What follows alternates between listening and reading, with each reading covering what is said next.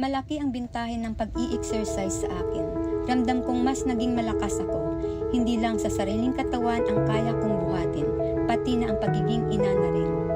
Sinalba ako ng plank dance sa maraming aspekto. Mas naging masaya ako na siyang kailangan para bumangon ako sa araw-araw na puno ng pag-asa. Samahan niyo po ako mag-exercise dito sa Kwentong Kabarangay.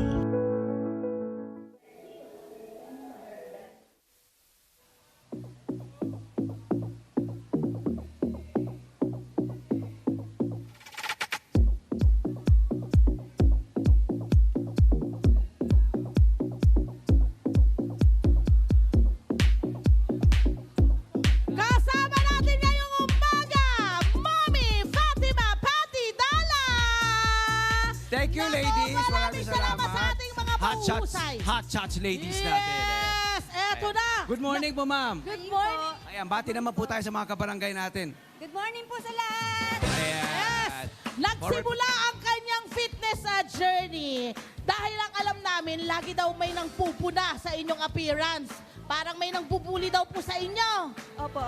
Then, paano nyo tinurn yung mga negativity na to into a beautiful thing? So ginawa ko po siyang motivation para sa sarili ko, para po mag-improve po ako. Kaya po, sinimulan ko po yung plank na workout. Plank workout po. Opo. Okay, ano po pinagkakaiba ng plank workout na napili nyo dun sa ibang klase ng workout? At bakit po ito napili nyo po? Okay po. Napili ko po yung planks. Plank dance po yung tawag namin. Ginagawa po siya kahit sa bahay lang, no need equipments, kundi yung body lang. So, masasabi ko po na ang pinagkakaiba niya Ayan, Mike, ito, Mike. sa ibang workout is mas nai-enjoy po. Oo. Kasi ginagamitan po siya namin ng music. Saka less cost, di ba? Kasi katawan po. lang, di ba? Oo. Body mo lang ang puhunan. Body weight. Mat Yes. lang, Yes, syempre. Yun lang hindi yun. magastos, pwede sa Oo. bahay. At ano- Okay, oo. eto na my friend, ituturo sa atin ni Mami Patty, paano nga ba ang tamang pag-plank? So yung ating mga kabarangay dito ay ipakikita niya sa kanila kung ano nga ba yung tamang pag-plank exercise. So ano po yung una niyong gagawin, ma'am? Ma'am Patty. Bali po, basic po muna Aha. para iwas po injury. Ayun, iwas injury. Sige, That's pa- good. Yes. Sige, Pakita natin, ma'am. ano po ang gagawin niyo po? Ayan. Unang-una po, mag-start po tayo sa plank hold. High plank hold. Ano po? Ayan. Plank, High plank? plank. Opo, para po Sige, ako po tumiba yung maghahawak arms ng mic nyo ninyo. Okay po?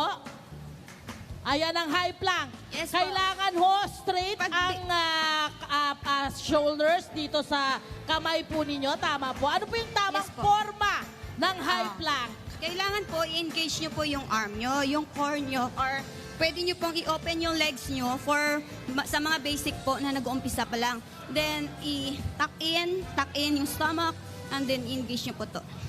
Okay. Gaano katagal? Gaano katagal po yung pagpa-plank ng ganyan? Para po sa mga beginners, 15 seconds po. 3 times.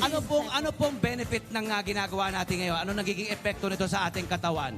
Okay po, para po sa strong core natin, sa Core, arms, back, sa arms. Opo. and back. And even the Arms leg. and back. Yung Yes mga po. legs pala natin. Ayun o, tingnan mo yung ano niya, forma niya. Ito rin Ang sa mga form. nanonood ng mga nanay natin, mga kababaihan, ideal to sa mga kababaihan po, ano po? Yes po. Maging kalalakihan, okay? Ano po ang susunod natin kapag Yung ganyan? susunod niyo pong gagawin, ma'am, sa Okay, planking. doon po tayo sa low plank hold. Low plank. Core. Hold. Hold. Okay. Ayan. Ayan, Ayan. ginagawa natin yan. So ano naman ang ginawa niyo po dyan na forma? Okay, same din po sa high. Dito lang po is nakababa tayo, then yung arms natin Yung doon. siko. Opo, then yung head po natin, wag po ganon. Aha. Or iwas injury. Yung head dapat Ah! Okay, dapat nakatungo. Dapat din po, ano tamang position? Dapat po itong diretso lang po. Likod, yung likod po. Kapag beginners, kailangan open yung leg. Okay, Pero pag sa beginners, advanced, konting open ang leg. advance, naka-close. Ayan. Sa mga nag-uumpisa, pwedeng open. Sa beginners, pwedeng, ayan. Kung sanay ka na, pwede naka-close. Pero straight back din po, tapos nakatakpo ang buttocks, ano po? Yes po. O yun. Okay. And then, ito ba, ini-encourage po ba natin? Masasabi niyo pwede natin Okay. Oo. Tapos na yata yung 15 seconds. Okay, na po sila. Ano po yung susunod nun? Okay, meron din pong mga side planks. Side plank. Okay, pakita ho natin. Last na ho ito para mapakita lang. Side plank. So okay. side plank, Ano yung, ay, yung mic natin, paano ba to? okay, sige. Ayan, okay. Nakuha Basic ko po. rin. Kailangan po nakaganito yung side Oo, ng paa. ang lakas para ni iwas Mami. po, ano, Oo. Ayan. Dapat pala to may lapel. Okay, anyways, napakaganda.